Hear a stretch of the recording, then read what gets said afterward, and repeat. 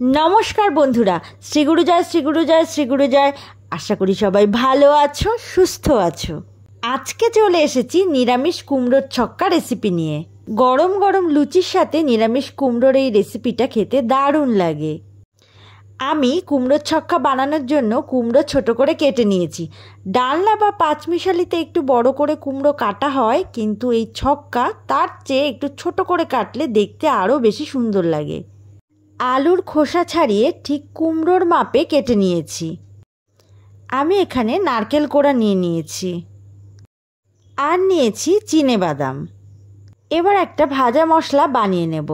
তার জন্য কড়াইতে শুকনো লঙ্কা দিলাম আর 1 চামচ গোটা ধনে দিলাম, 1/2 চামচ সাদা জিরে দিলাম আর 1 চামচ সাদা তিল দিলাম আর দিলাম এলাচ, দারচিনি। এই মশলাটা 2 থেকে 3 মিনিট গ্যাসের ফ্লেম মিডিয়াম রেখে ভেজে নিচ্ছি। যখন ভাজা মশলা থেকে সুন্দর গন্ধ বেরোবে তখন নামিয়ে ঠান্ডা করে গুঁড়ো করে নেব। এবার একটা মশলার পেস্ট বানিয়ে নেব। তার জন্য আমি নিয়েছি আদা পাতলা করে কেটে মিক্সিতে দিয়ে দিলাম। ঝালের জন্য দিলাম 7 থেকে 8টা কাঁচা লঙ্কা আর 1/2 চামচ গোটা জিরে দিলাম। সব কিছুতে সামান্য জল দিয়ে খুব ভালো করে একটা পেস্ট বানিয়ে নিচ্ছি। এবার কড়াইতে দিয়ে দিচ্ছি সর্ষের তেল। তেলটা গরম হলেই এর মধ্যে দিয়ে দেব কাটা কুমড়ো।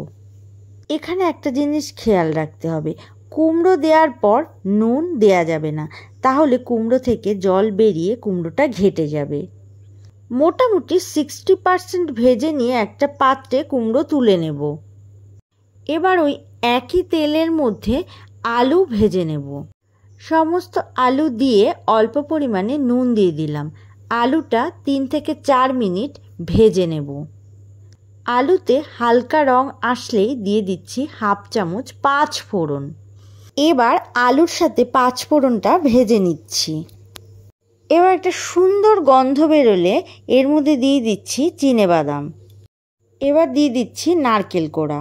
এবার যখন সব কিছু ভালো করে ভাজা হয়ে যাবে তখন এর মধ্যে দিয়ে দিচ্ছি পরিমাণ মতো হলুদ গুঁড়ো আর দিলাম 1/2 চামচ ধনে গুঁড়ো আর দিচ্ছি স্বাদ মতো নুন। এই সব কিছু ভালো করে ভেজে নিচ্ছি।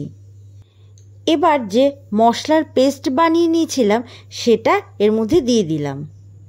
ভালোভাবে 3 থেকে 4 মিনিট কষিয়ে নিচ্ছি। এবার ভাজা কুমড়ো দিয়ে দিলাম। এবার একটু নেড়ে নিয়ে অল্প পরিমাণে জল দিয়ে দেব। ঢাকা দিয়ে রেখে দেব 3 থেকে 4 মিনিট। 4 মিনিট পর ঢাকনা তুলে নেব। আলু আর কুমড়ো সিদ্ধ হয়ে গেছে। এবার এর মধ্যে দিয়ে দিচ্ছি 1 চামচ চিনি আর ওপর থেকে ছড়িয়ে দিলাম যে ভাজা মশলাটা করেছিলাম সেই ভাজা মশলার 1 চামচ। এবার অল্প পরিমাণে নারকেল কোড়া দিয়ে দিলাম।